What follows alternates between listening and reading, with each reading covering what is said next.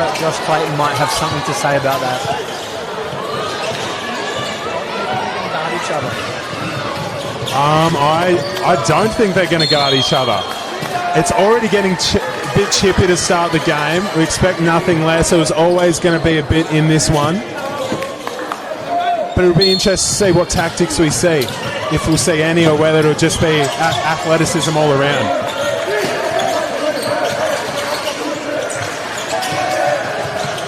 Steal by Clayton.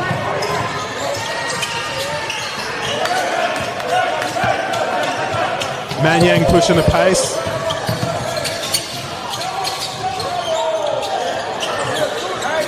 Missed opportunity there, but Rams pulling the ball.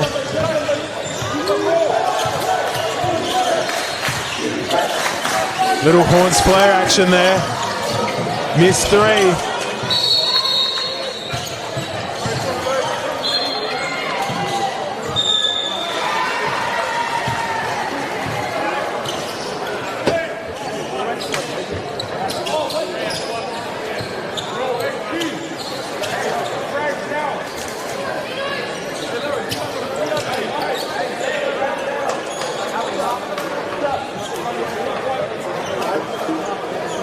So, Will, what level of strategy do you think we'll see a game from this? You've got to watch this age group over the weekend. Are we going to see much strategy, or is this going to be a bit of a jungle ball sort of thing? I think there's going to be a bit of both, where there might be times out of timeout, say, try and do something structured, but definitely a lot of like defend, rebound, run, and go, because I think their strength is probably their athleticism and that one-on-one ability. So, yeah, it'll be a lot of matchups on the court, who can get the better of each other in those matchups. It's going to be a very entertaining game as far as big names getting to go at each other. Warriors setting up their offense, little drag screen, running a bit of a flow action. Manyang sizing up, fumbles. The Rams are up and about.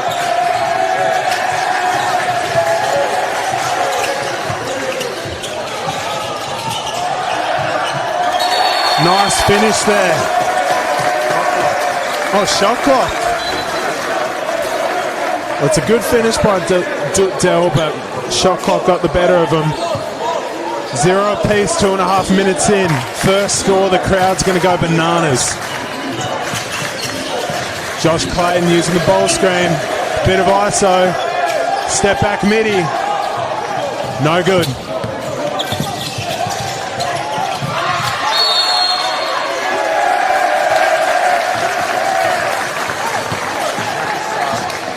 Michael Peck pushing the pace, but yeah, it's a very scrappy start.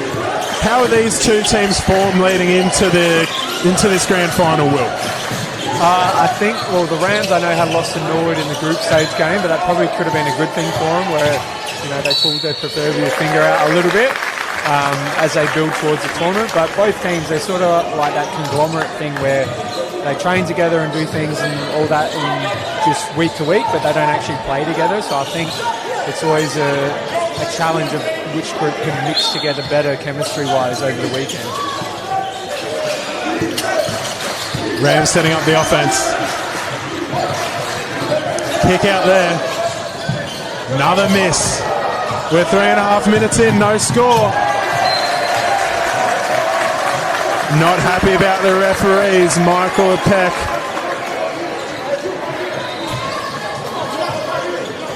The longer this goes scoreless, the crazier the crowd's going to go when that first score finally happens. Another turnover here. Timeout. It might be the first scoreless timeout that I've seen in a very long time.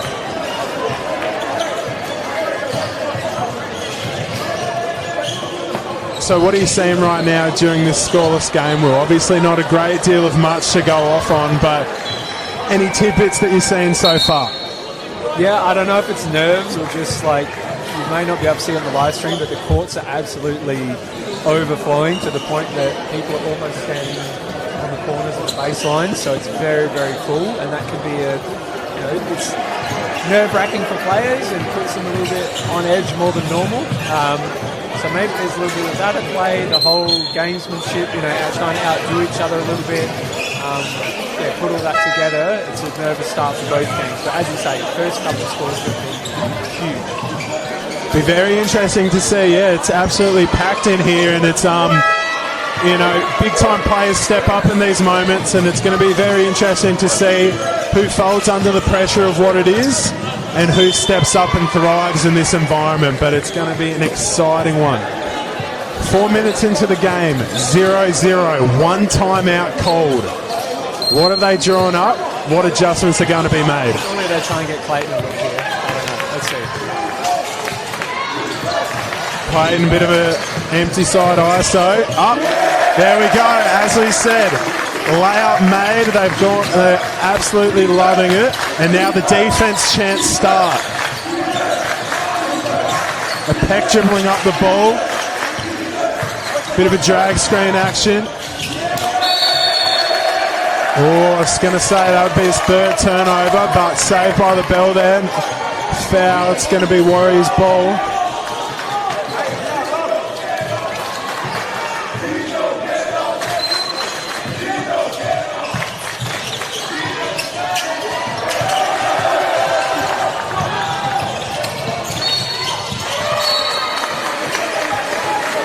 Still there for George. George is pushing the pace there. Just got to find the right balance between playing with the pace while still playing with control. That's going to be the biggest challenge for both of these teams, especially considering the high level of athleticism that they have. A Peck for three, bang! Oh, the crowd loves it. You won't be able to see it on the live stream, but there's about 50 blokes right below where we're sitting, and they're all going off their heads. Josh Clayton here, misses it, tries to follow up his own work.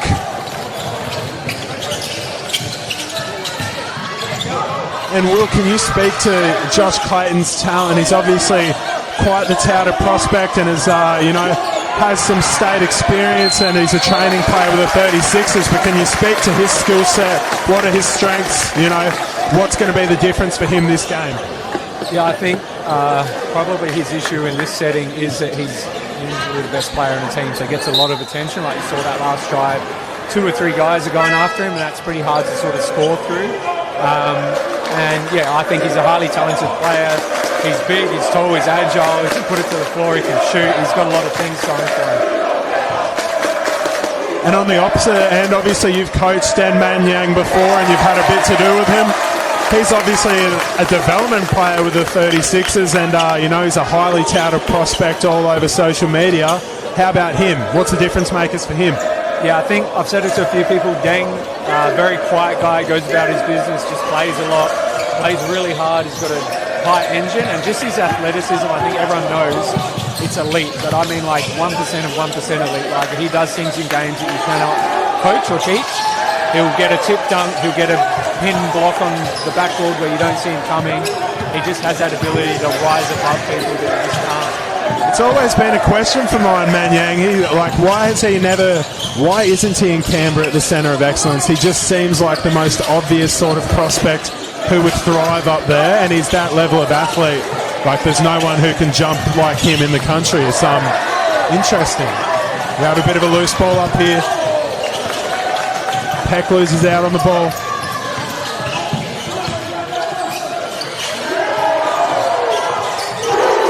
Bang. Tino for 3. He hits it and he's letting the crowd know about it. Manyang looking to bounce back here. Takes a little off-balance runner. Rams get it. They're pushing the pace. Clayton wants the ball. Bang! Ajak Wood for 3. Rams 3-point lead. 7-4 in favour of the Rams.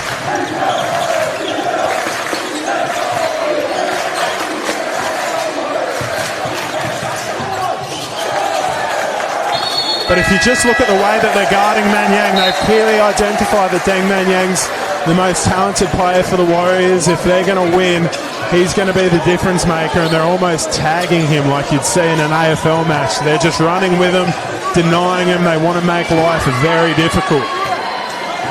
Bit of a horns play here. Rams coach caught up a horns. No, ignored.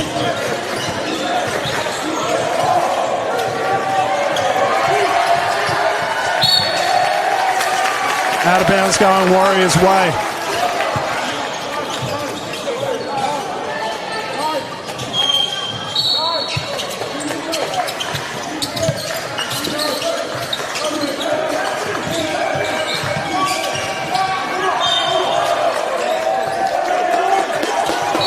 Play on. Travel. Yeah. Definitely a whistle there. A bit of confusion going on, but always play to the second whistle. Leads to a turnover. Can Rams capitalise on that mistake?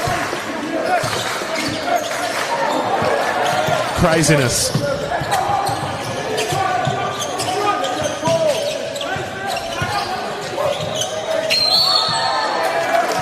Manyang to the hoop.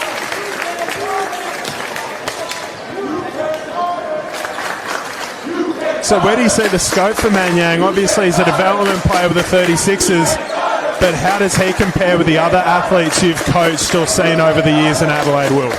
Yeah, I think the athleticism is what sets him apart. Probably, he's going through a transition period in terms of he's been a 4-5 during his juniors and been very dominant at that, but I think he probably needs to go to like a 4-3 at that senior NBL 1, NBL Pro level. And develop that perimeter game. He can dribble and put it to the floor, but probably needs more of a consistent three-point shot. He can shoot it, but needs to up that percentage, I think, generally speaking, to push through that next ceiling. But he works hard. His brother McGott can certainly shoot, so surely McGott can show him how to shoot threes and blend them together.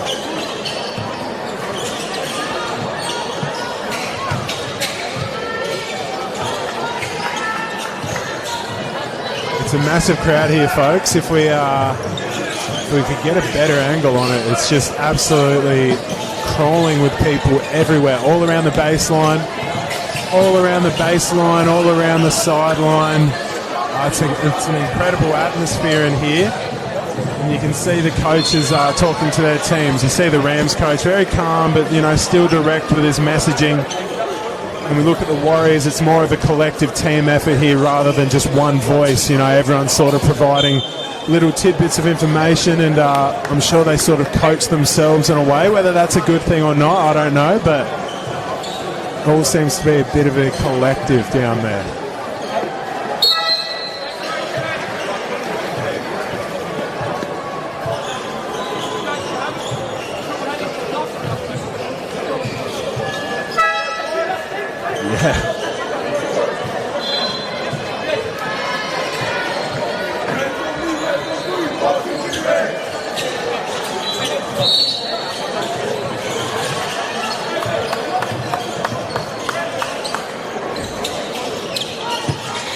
Alright, so we're back out of the timeouts. Back out of the quarter break, folks. Rams up by 2, 7-5. Very strange quarter. We didn't get a score for the first half of that.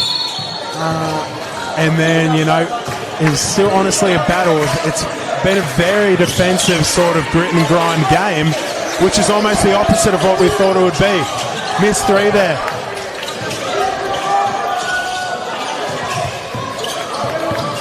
Peck pulls in the rebound.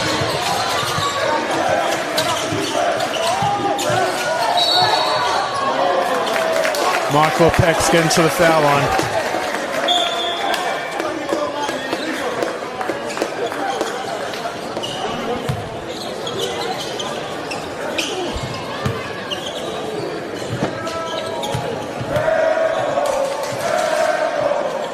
So if you can't hear over the microphone or the camera, the Rams crowd / bench are chanting air ball whenever a Warriors player is lining up at the foul line. Peck makes the foul shot there, but it has made a difference. They haven't shot the ball very well from the foul line, and that's certainly going to need to change if they want to win this game. Yep, Deng's on 1 point, I believe. The game will open up for him eventually. You know, going into this game, obviously a bit of attention on Clayton versus Manyang, and they're matched up now. But neither of them have got off the leash yet. Interesting decision there by Clayton. Probably just needed to get to 2 feet and give himself a bit more time to play with. Yeah, it's going to be an interesting matchup for both of these guys, because there'll be no one other than each other who can match the length and athleticism that they both have, and I'm glad that they're actually guarding each other. Massive 3 there by Dow Repo. So are there any other notable names that you're looking at, Will, for this game, or is it mainly the Clayton-Manyang matchup, or any other talents that interest you? Well, I think we want to see how our guy Isaiah goes. Isaiah Hubert-Harnois hasn't played yet. He's been on the bench. I'm not sure, but he's in Nord's NBL 1 squad. There's probably a couple other players like Josh Clayton's at third, I think now. There's a few NBL 1 players going around in these groups as well. Yeah, Isaiah was definitely the MVP of the warm-ups. He got up for a few cheeky windmills and was absolutely loving it with the crowd, but hopefully he can get in and show off some athleticism for us.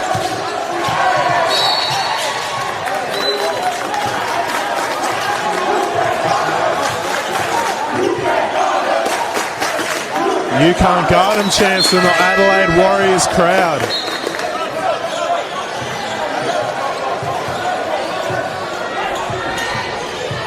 We got sub here. Akek Jer comes out and Mabila Jack comes in.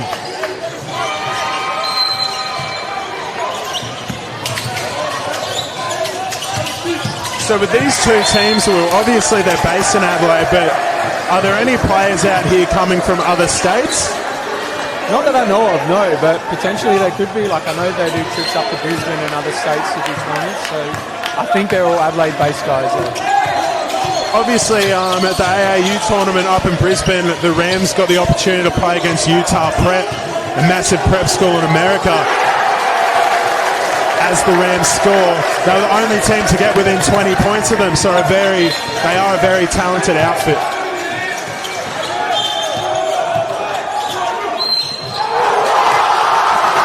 And one there for Anuat Deng. Oh, there's a bit of extra into this. They're not too happy. Might need to calm it down a little bit. Isaiah Hubert-Harnois, the fan favourite, checks in.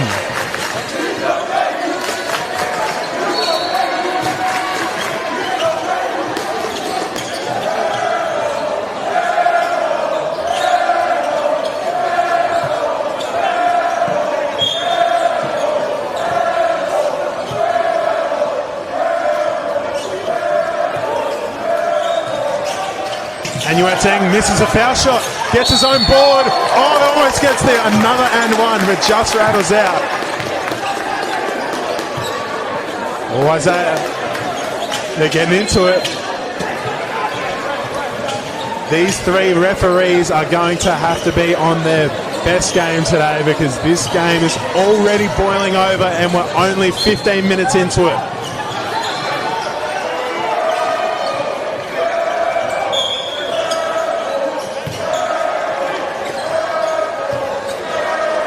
Ten to 12 in favour of the Rams. Anuateng misses the first free throw. And they're letting him know about it too.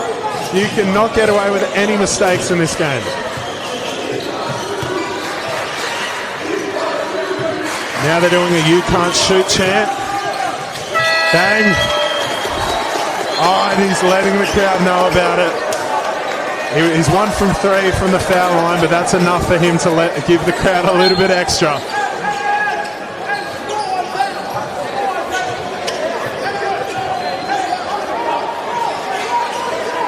So is this a repeat of last year's 21's grand final, Will, or is this a new, fresh matchup for us?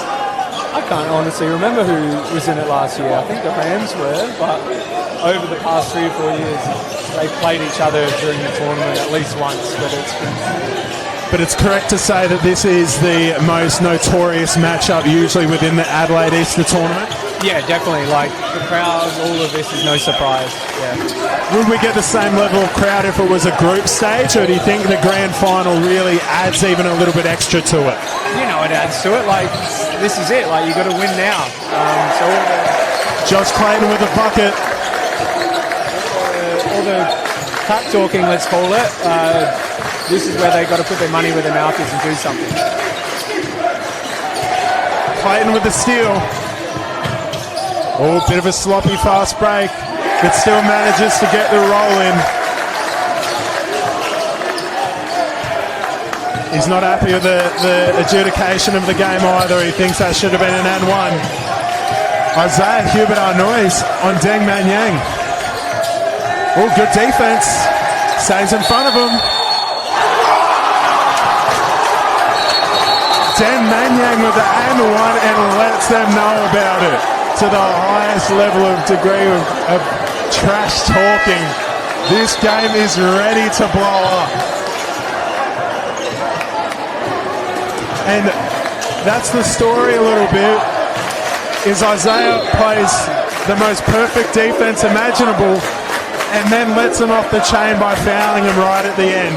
It's honestly the energy in here leads to that, because it makes you try and do a little bit more than you probably should. Manyang hits the foul shot. 16-14, Rams still have a little bit of a buffer here. Clayton posting up. Misses the fadeaway. Pulled in by the Warriors.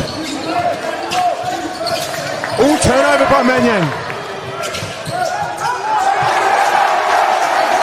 Great finish there by George Clydesdale. Nice. Good finish by Dale. Rams are trying to slow it down. They want to get a good long possession here. They've been going band for band the whole game thus far. Who's going to break away and have a little bit of a run? Air ball on the three. Warriors get a finger on it.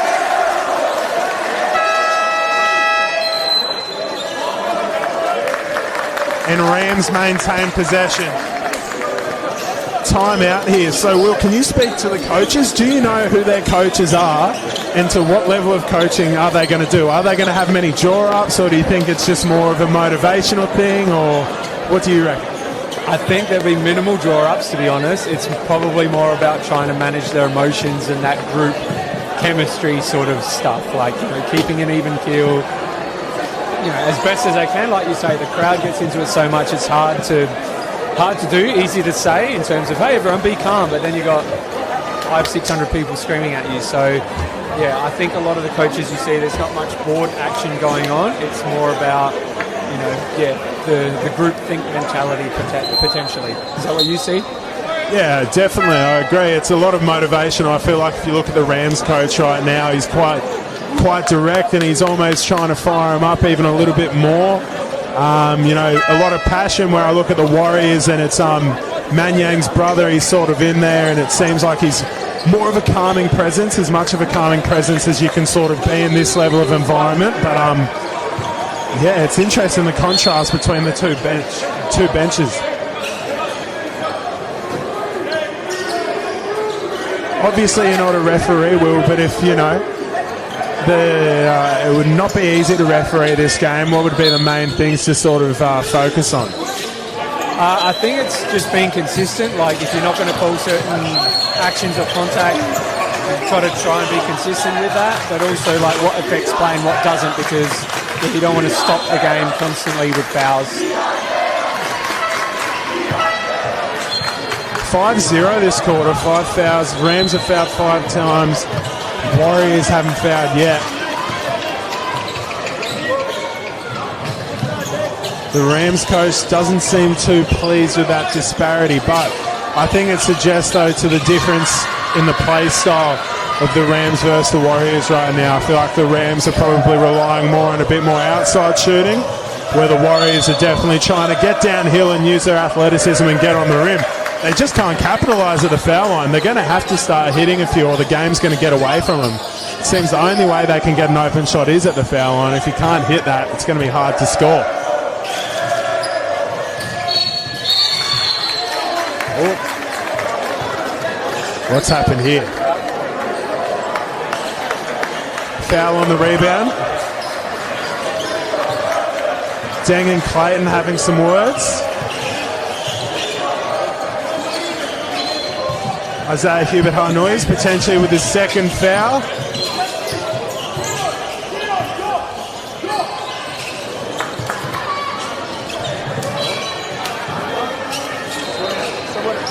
What actually happened there? Well, it looked like one of the refs called a foul on like a push on the rebound, and then the other one overturned or cancelled it and said that the clock had expired when the foul was called. So I think Rams get away with one there, as there could have been 2 more shots on the rebound. Lucky for us, Isaiah Hubert-Harnois stays with 1 foul, so we can keep seeing him do his best, do his thing out there. Going into this second half, if you were coaching each team, what would be the main points that you're seeing, and what message would you be sending the Warriors and the Rams respectively? Yeah, I think the Warriors got to focus on Clayton, whether it's a double or just tough catches or whatever. They probably got to have a plan or an idea of how to quell him. And similarly, the Rams, it's Deng. We saw the face guard sort of tag treatment you mentioned. So, Warriors-wise, what are they going to do? Are they going to get him open or put him in the corner and play 4-on-4? I don't know. Who's their next guy? Is it Petch maybe? Looks like the next, option on the hierarchy type of thing. So maybe he needs to take over if Deng's been tagged out. But, I don't think Deng's a player that's going to sit there and just accept that and get himself involved somehow. If you were coaching, would you match up Manyang and Clayton? Because there's 2 sides of it. You match up the 2 best players because they're probably the 2 best matchups for each other. Or there's the old thing where you don't want to sort of waste Manyang's energy or waste Clayton's energy defensively because you want them being a guy on offense. How would you manage that? Yeah, I think personally, I'd be playing some zones. I don't think teams here are shooting very well, and it's end of a tournament, tied legs, so zone's probably a look. But for me, if it's a tight game, which it looks like it will be, maybe Deng goes to Clayton in that last quarter, where he hasn't been doing it for 30 minutes, but he does it the last 10. Petch misses the layup. Nice finish there by Butdell. Or Butdell.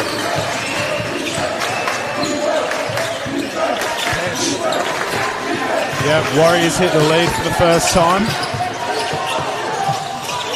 Isaiah Hubert-Harnois to the back cut there. Easy score. Great pass by Tino Perawa. Just Tino.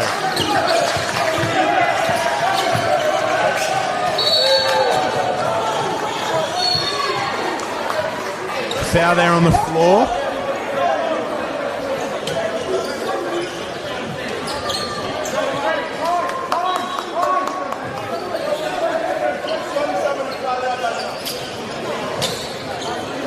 A little bit of a lull in the crowd for the first time in a long time. No, here they are and they're back. They love it.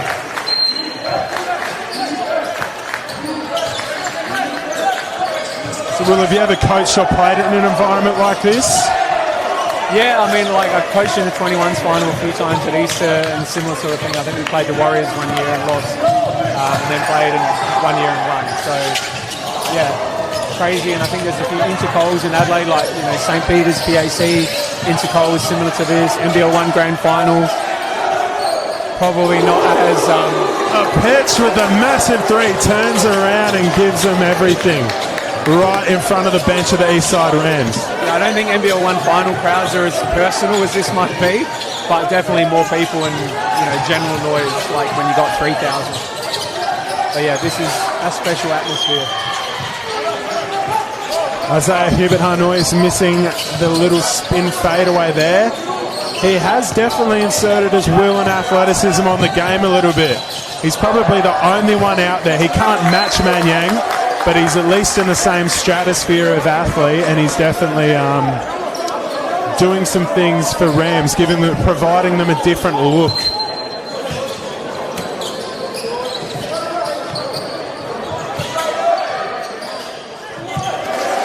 Nice finish there by Deng Man Yang.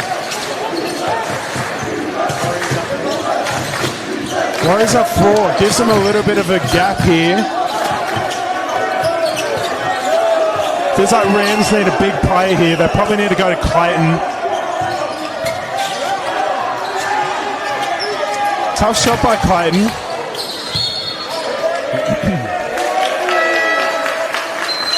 I know he's got the skill set, but it'd be interesting to see he's playing a lot off the perimeter. I know it's not the most highly level of coach sort of styles, but would it be more beneficial to give Clayton some looks out of the, the mid-post, or maybe getting him picking and popping, and now he can attack closeouts rather than just sort of ISOing from the perimeter? What would you do? Yeah, I think he's gone for the old KD fadeaway stuff, which he can hit, but has probably missed more than his mate today. So yeah, maybe an elbow catch or something like that, a bit of, I don't know what you call it, pinch post action. Yeah, give him a different look where he can get on the rim and run dribble maybe.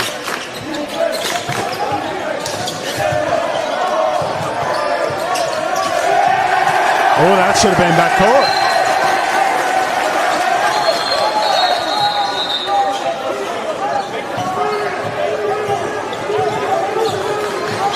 The refs are getting physical. There's a bit in this now. The coaches are getting into it.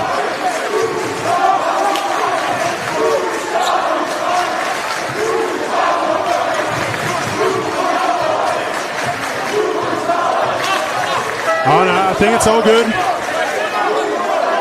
Yeah, no, they're all good. Okay. Meanwhile, the clock keeps running down, which probably favours the Warriors as they're up. But yeah, if I'm Warriors, I'd be telling all the boys, just go get after it, fellas. Let's go. The extracurriculars are going to win us the game. A bit of confusion with the shot clock, and also could have been a foul, could have been backcourt. There's probably a few little things missed, but you said it before, it's really hard to ref because the speed of athlete, the game can happen so quickly, and where their focus is, it's easy to miss stuff.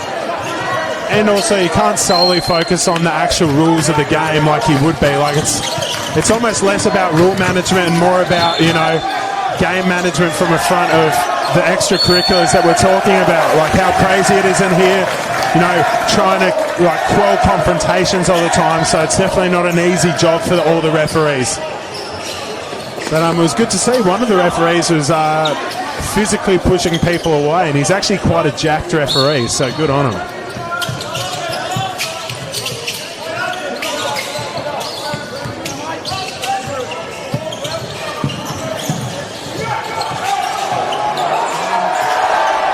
Air ball. Recovers it. Warriors ball. Clayton's not happy. Do you think the umpires have been told to swallow the whistle on a few technical fouls? Or yeah, I feel like they're, if this was in a normal game and one of these instances that happened, it would have been a tech. But because of how often these weird confrontations are happening, what would usually be a tech hasn't been called in that way. Well, yeah, it's funny you should say that. It looks like the court supervisor's having a chat to them, maybe around that management side of it. But I do know, higher level games, like NBL 1 as an example, refs do scout teams and players in terms of tendencies and things like that. So it could be something of hey, this game's happening, there's going to be this crazy atmosphere. Let it go a little bit more, maybe a bit more leash and more to allow for that. Like you say, otherwise they could be calling fouls every 4 seconds, teching the whole team off, which is what you don't want for the spectacle of the game. It's interesting, there's clearly such a tight bond between these groups.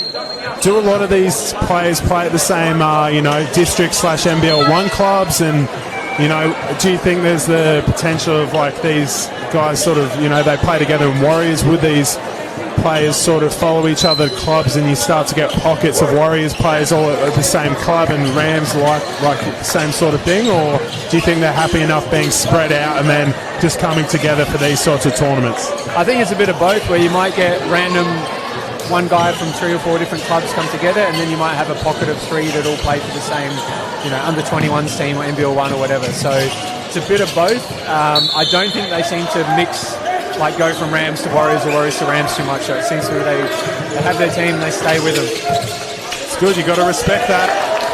Still here by Rams on the fast break. Clayton's on for the skip pass. And you're at Deng.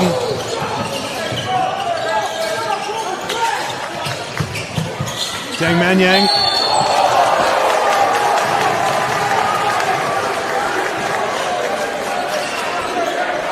Den Manyang to the foul line. He's already taped up. He's been cut already. He's a very difficult player to guard, and he's a very difficult player to guard without fouling. He's just such an athlete. It's impossible to stay in front of him. And usually when you do, it's illegally, and he's going to get to the foul line. Nails the first free throw. Another sort of scoreless low on this game. It's been 24-20 for quite some time, and I'm sure it feels a bit longer because of all the stoppages we've had. But it does feel like whoever gets the next run is going to get a bit of a chokehold on the game, and it seems like the Warriors sort of are probably in a more favourable position at the moment. Any general thoughts? Well, you always want to be up 6 and down 6, but yeah, Rams, I don't think have scored much this quarter, so they sort of hit a bit of a wall. Who would you be going to if it's not Clayton's day? Who would you be going to?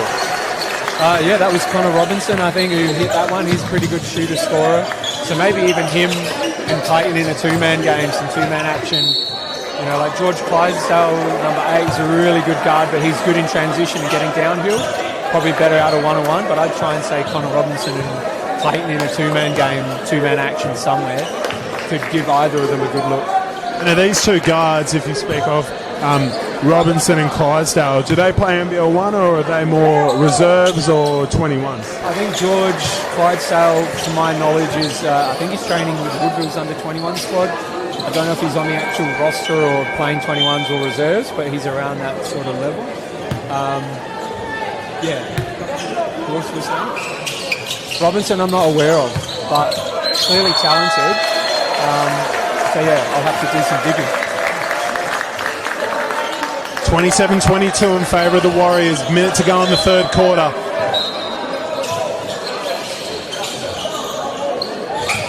Rams ball. Bit of confusion about the call, but I think there's been a bit of confusion about every call this game.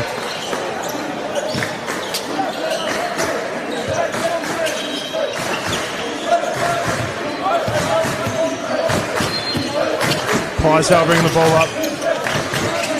Robinson, little in and out. Good defense here by the Warriors. Probably driven himself into trouble, Robinson there.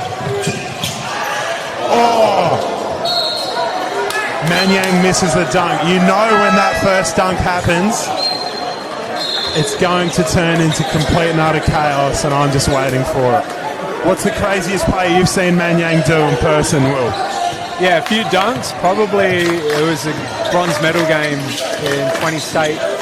What was that, 2025?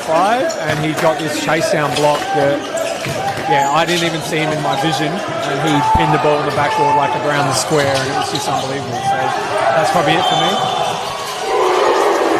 There we go. Rams hit the 3. Tino. He hits it, makes it a 2-point ball game. Warriors going to slow it down and get the last shot, or are they just going to go? They just go. Foul. Sending the RTM to the line.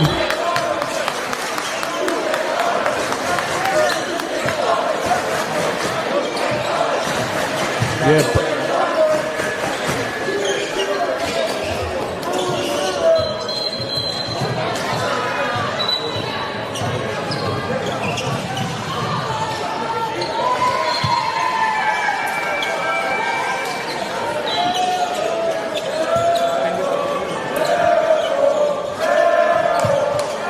What change-ups do I have?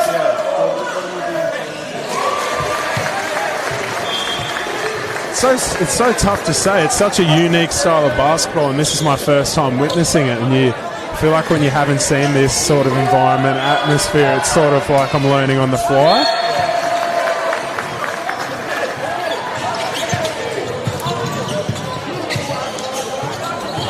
You see Warriors, I don't know what the track is, but it feels like half their points are transition sort of stuff. So how do you get more of that, of what's working? Obviously, it's just shots like Petch had that really good deal on Robinson, forced the cross-court pass against Steele and Brock, at least the layup. So how do you generate those transition buckets more often than not?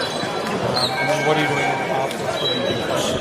Yeah, well, if they're going to tag Manyang, like one thing I'd probably switch up is I know he wants to be a 3-4 and he's playing more of a guard for the Warriors, but if they're going to deny him, get him as a screener, whether that's as an on-ball screener or an off-ball screener, because obviously he's going to be very damaging in a pick and roll. But, you know, if they're going to put so much gravity onto him as a player, if you get him as an off-ball screen, it could open some things up for other people.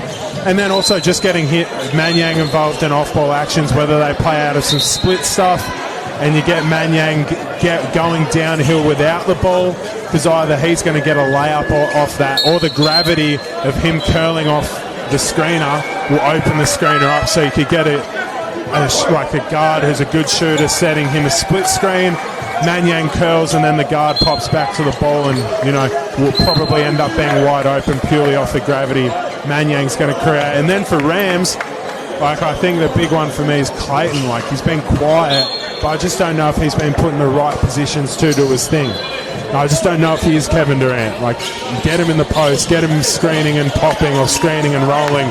Try and make his life a bit easier. It feels like if he's going to have a big last quarter, every shot he needs to make has got to be tough and contested. Feel like they could get him a few more open looks here. Yep, all fair comments. Totally agree. Here goes some scrappy D at Petch. Can he get it up? Oh, wow. There you go. I thought it was going to be Manyang's dunk.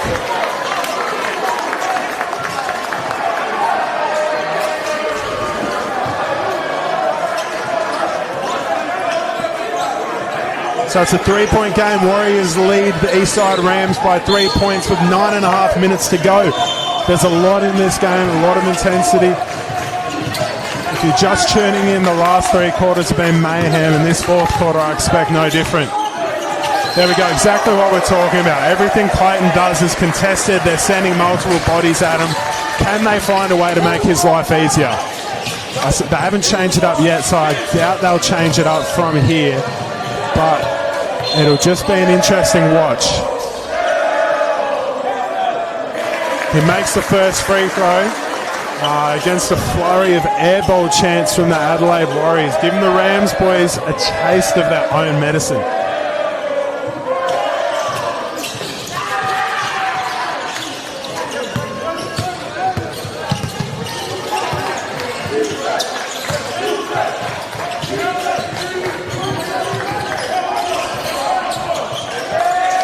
Turnover here. Robbins. Nice. Good rebound. Massive rebound. Great finish there by Akek Jewel.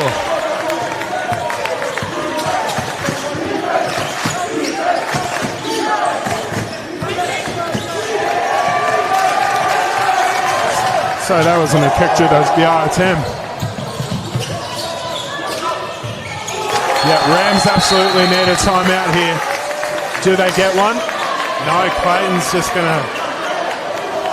A little momentum break by a stoppage here, but it's caused by Josh Clayton not very happy with the refereeing and also a bit of a wet spot. If you're the Warriors, you just got to keep pushing the pace. Transition. That layup there by BR10. Yeah, BR10, that was a big one, and he's an interesting player because he's probably got a bit of a unique build from the rest of the players on the court. He's a little bit more stocky, and he used his body really well on that finish.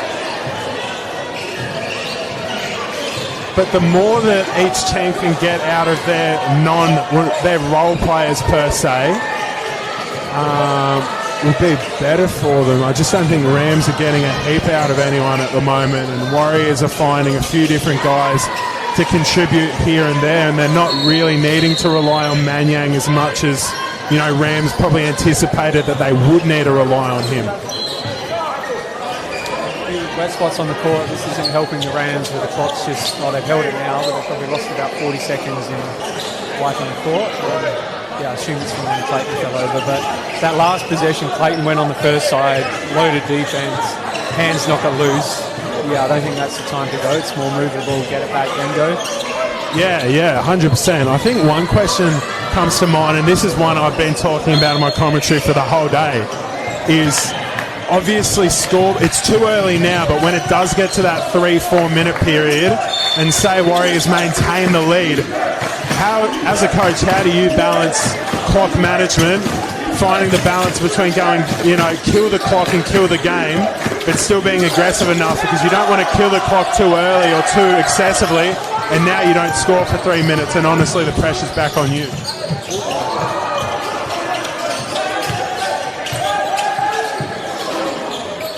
Missed shot there. How do you manage those? I think it's a hard one, because you can say, let's burn clock and waste time, basically, and Clayton missed a three. Then you can have a situation when your players go so passive and negative that you're just shooting up shots at the end of a shot clock, and that's not good either. So, I try and say, within reason, let's keep playing, shoot our normal shots, take it. We keep scoring, we're going to win anyway, but you need to keep that scoreboard pressure on the opposition, where you're not playing into their hands by shooting poor shots. Turnover here, Rams ball down by 6. 6 minutes to go, plenty of time to make things happen. Missed. We've got a foul on the rebound. Who's it going to be on? Yep, Clydesdale. How do you think this chanting has played into the psyche of each team? What team do you think's responded better to it? I don't know. You say Warriors because they're winning? I think it's one of those ones of people can get caught up in someone talking trash to them, and then it's like you want to prove them wrong and score and point at them. But I think that's the idea, is it can take you out of your game and making good decisions. You're making personal ego decisions rather than team game decisions. Peck slowing down the game. Not sure about that one. Clayton's got... You almost just throw that one up, but Clayton had a bit of a head of steam there.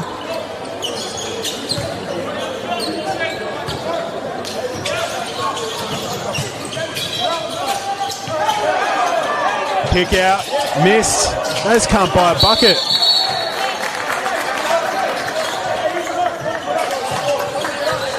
Bit of sportsmanship in there. Let's go, lads.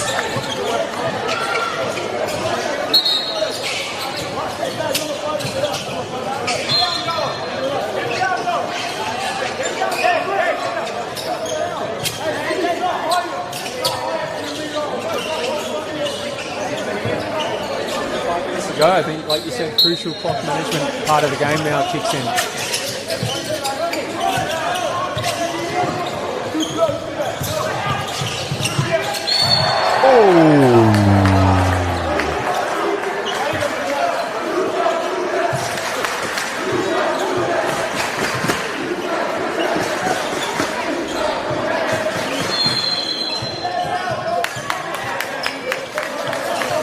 All clock's running. Yep.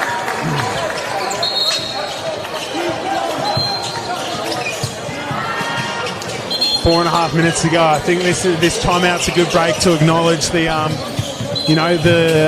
directors of the tournament, Eliza Wooden and Nick McGaw. They've ran a great tournament. It's been a very successful weekend. It's real easy, like just day before, do a fixture, knock it out, whatever, simple stuff. Yeah, no, definitely not. They've put in a body of work, and they've done a great job. And Nick McGaw is from Ranella, and he loves it. He does. Shout out to Nick. He's taken a lot of the load in terms of just that work and stress and intensity. Eliza as well. They've been a dynamic duo, I think is a good way to put it. And there's that whole Easter crew behind them, I guess. Alex volunteers and stadiums and everyone chipping in and doing their bit, but certainly doesn't come together overnight. I'm just making fun of that. It's an undertaking that I think there'll be an unofficial 364-day ticket starting tomorrow because it's something that bubbles away. And yeah, getting the teams in Japan and all that here as well, it's just adding more layers to the complexities of it. 110%. They've done an amazing job, and almost 700 teams this year. Is that the most ever? Yeah, no, it wasn't by choice, and I reckon we knocked back 22 or 24 teams after the deadline. So yeah, it could have been well into the 710, 720 team range, which I think we've seen it. We've pretty much stretched our resources in terms of courts, referees in particular. So shout out to all the refs who have stepped up and blown a whistle and been part of it all. It's really, really hard to find referees, particularly on a holiday weekend. And with the 36ers making the grand final, which we won't mention much about, that just added another layer that people obviously want to watch that and support that. So it's been a huge undertaking on several operational fronts. 100%. All right, who do we have at the foul line?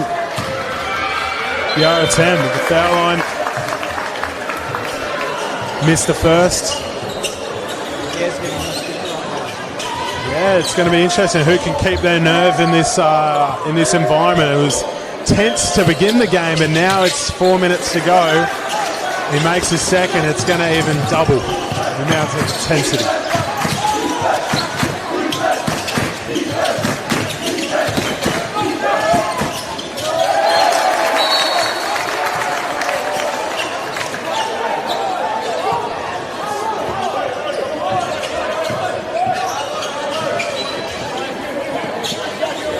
Clayton not happy with the refereeing at the moment.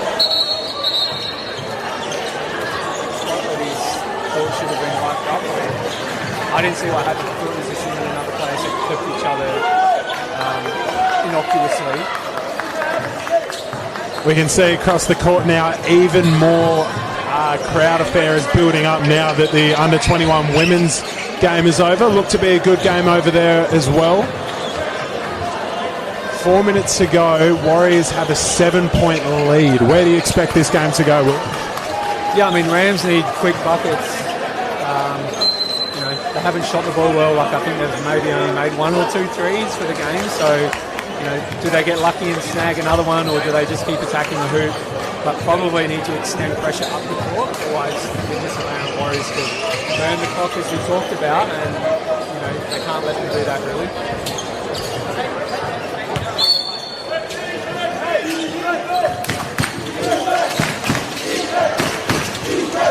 Clayton fakes the handoff, turns the ball over. Oh, he stood up.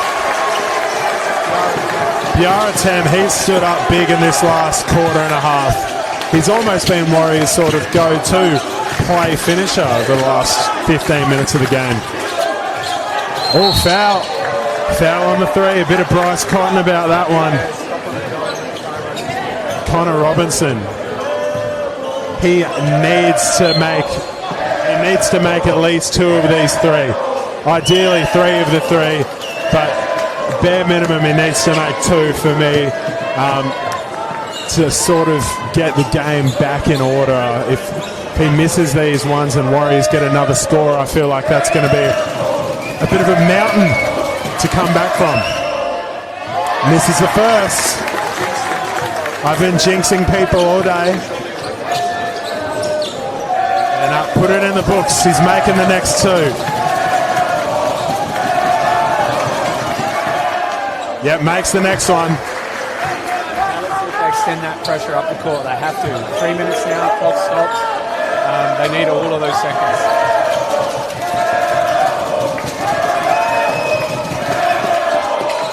Makes the third. All right, 2 from 3.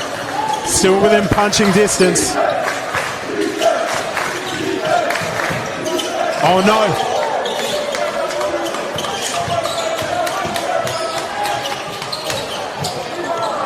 Can't be making silly mistakes like ball watching in these moments. Robinson misses it. Extra possessions. Ooh, Clayton misses. More. Oh. second, third, fourth chances. Manyang's out. Oh, not sure about that one. Del Repo with a foul. 2.5 minutes to go.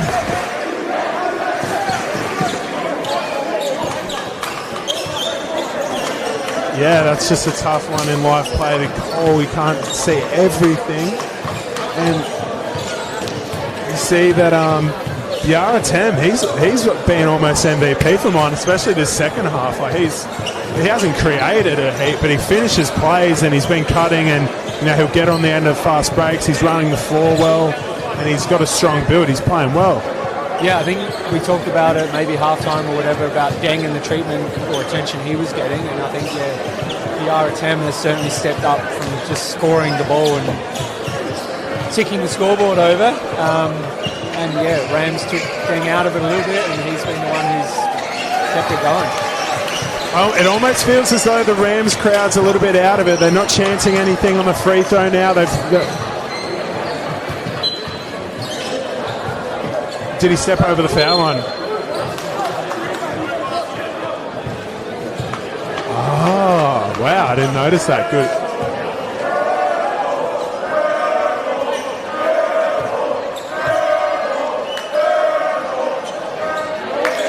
He's missed, but he stepped over the line. Yeah.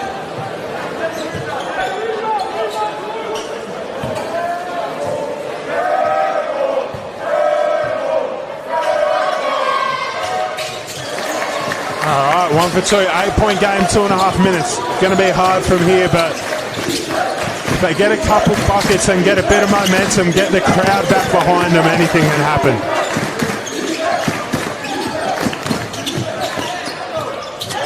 Got to make those. Turnover here. It really feels like it's all Adelaide Warriors right now.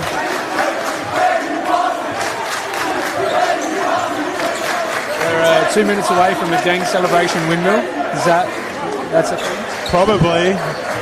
He windmilled, him and Isaiah Huber Hinois. We're pretty much just exclusively windmilling in the warm-up, so I'd love to see, I just want to see one dunk. I just want to see the crowd lose their mind a little bit.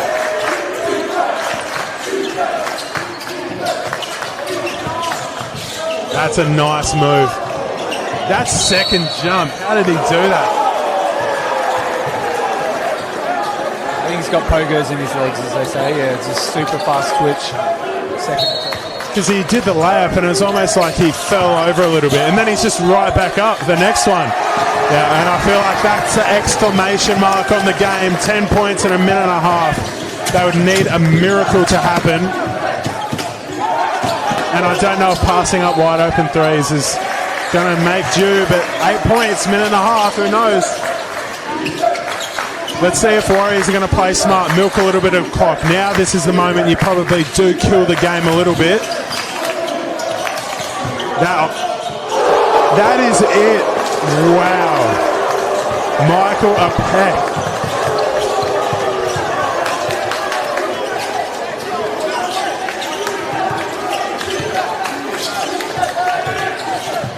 Drysdale. Manyang's out. Oh, here we go.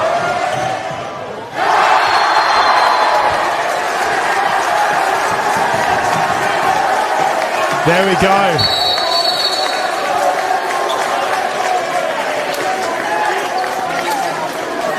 Tech foul on number 17. A tech foul on someone. Yep, taunting. They probably have a buffer to do that. If it was a 7-point game, yeah, that's a bit of a coach killer, but considering it's 13, I think it might be safe in this instance.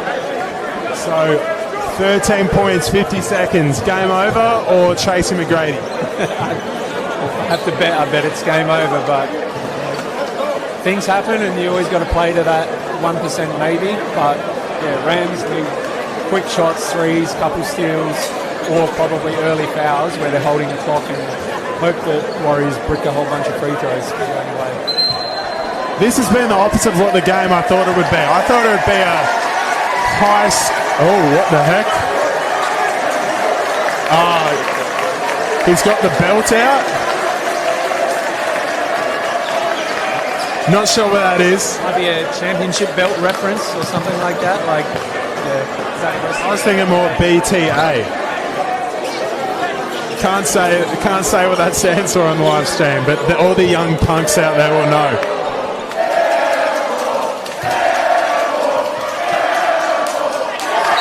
He misses the first one. Oh, he misses his technical free throw.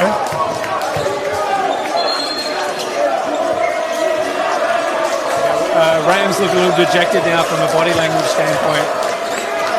So, yeah, I don't know.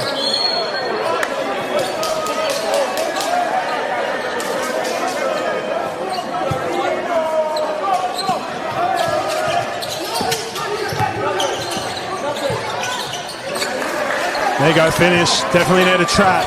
It's probably too little too late.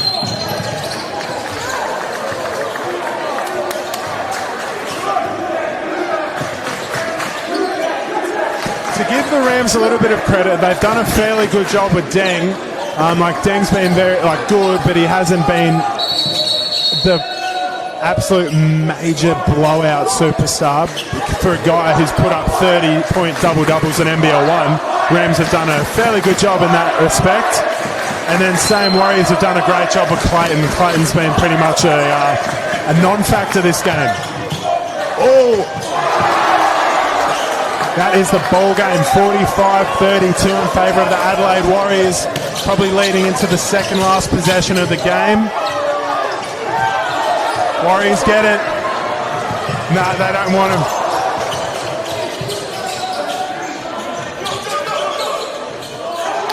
The Rams player made a business decision there to go run next to Deng and not let the alley-oop happen.